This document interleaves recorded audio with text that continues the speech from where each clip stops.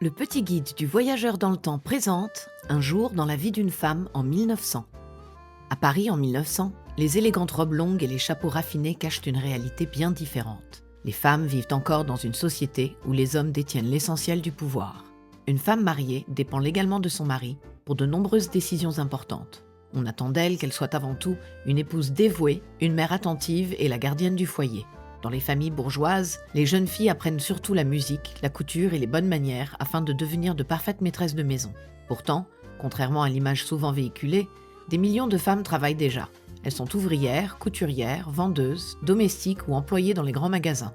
Mais leur salaire reste bien inférieur à ceux des hommes et leurs conditions de travail sont souvent difficiles. Certaines vivent même dans les combles des maisons où elles servent leurs employeurs du matin jusqu'au soir. Mais les choses commencent doucement à changer.